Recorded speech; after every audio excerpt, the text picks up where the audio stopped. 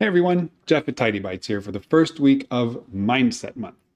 Why are we talking about mindsets? Is this some weird woo thing where you can wish away your data mess or just think the right thing hard enough and suddenly your whole digital life organizes itself? Of course not. But I've had enough conversations with people and watched them struggle repeatedly with certain kinds of challenges to see that it's worth making sure your expectations are lined up with your actions and with reality. Mindset Month is an opportunity to examine what we're doing and why, what we hope to get out of it, and how to approach digital organization more effectively. I don't expect that anything I say will be shocking or radical or even new to you, but we all need to hear these things sometimes, even if only to remind ourselves about our own goals and limitations. So, for week one, here's the main idea. You can't do everything. Now, this is obvious, a truism. Clearly, we can't do everything. But let me narrow it down within the context of digital organization. Most of us are trying to do only a few generalized tasks, like organizing what we already have in a way that feels both clean and useful, or learning how to manage the constant flow of new information emails, photos, documents, articles, videos, blog posts, you name it.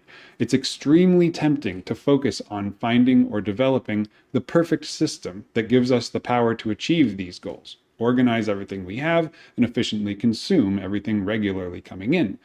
But for most of us anyway, especially if we consider ourselves to be endlessly curious or perpetual learners, there is no system that will let us consume, process, and organize everything we'd like to. There's just not enough time for it. If we compensate by trying harder, even with good tools and habits and systems in place, one or both of two things happen. Either we crowd out other important things in our lives to make room for extra information management, or we feel disappointed or even guilty about failing to accomplish what we'd hoped to. This week is about changing your approach to this problem. Accepting the fact that you can't do everything isn't giving up on your goals or settling for a version of yourself that's somehow less than what you think you should achieve.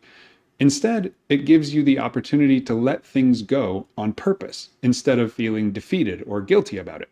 This applies in many areas. For example, and I suspect all of us are guilty of this to some degree, the tendency to collect articles, videos, books, magazines, podcasts, newsletters, and so on to read later. Now, it's perfectly fine to gather more than you have time to work through, but only as long as you can let it go just as easily. That's the mindset shift. Let yourself bookmark things or toss them into your Read Later app or add them to your Watch Later list on YouTube or sit in your inbox for a little while. But don't let those things pile up for too long because they lose their relevance and become nothing more than psychological weight, just eating at you because you haven't done what you wanted with them. Don't treat collections of all the stuff you want to read, watch, or listen to like a giant bucket that you fill until it overflows. Instead, treat it like a queue that can only hold a certain number of things. Once you fill it up, it's full. If you want to add something new, something old has to go. Readwise Reader, the Read Later app I've mentioned many times before, makes this super easy by letting you sort saved items by when you saved them, so you can quickly find old things you haven't read and just delete them. For another example, if you put 10 things on your to-do list for today, but you only get through 2 of them, you'll probably feel constant pressure and stress about the other 8, and very little sense of accomplishment by the time you stop working. What you didn't get done will dominate your thought process and likely give you no peace, no chance to relax at the end of the day. You'll just shove everything that remains forward to tomorrow's list, plus whatever new things need to get done, and then go through the same process tomorrow. But if instead you put only 2 things on your to-do list for today, even if you end up doing exactly the same work as in the other case, you'll feel very different about it. That's the mindset shift.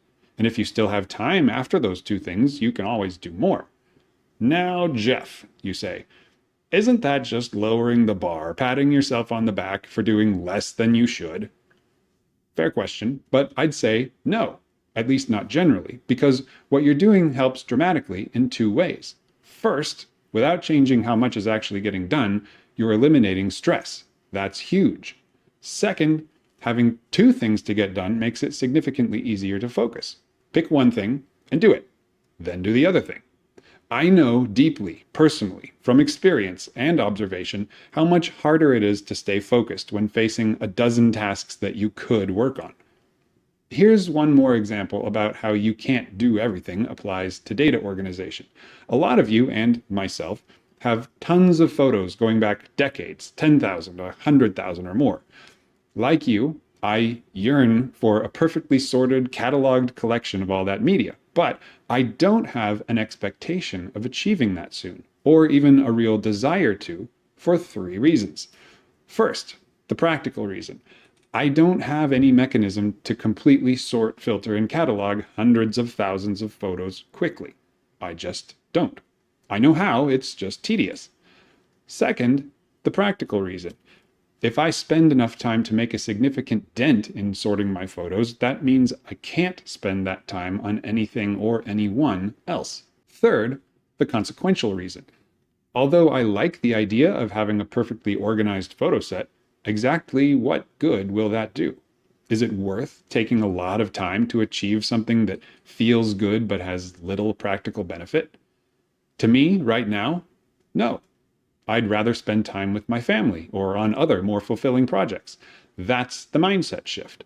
I can't do everything, so I choose to do the things I really value, and I choose not to do everything else. And I don't feel guilty about that. So this week, for your action steps, there's just one. Find something that you can choose not to do. This could be an item on your to-do list that's been neglected for 6 months. It could be deleting or even archiving all the unread emails older than 30 days. It could be closing the 8 dozen browser tabs you've kept open for weeks, something like that. Remember, don't think of this as giving up. You can't do everything. That's a limitation of curious and responsible humans.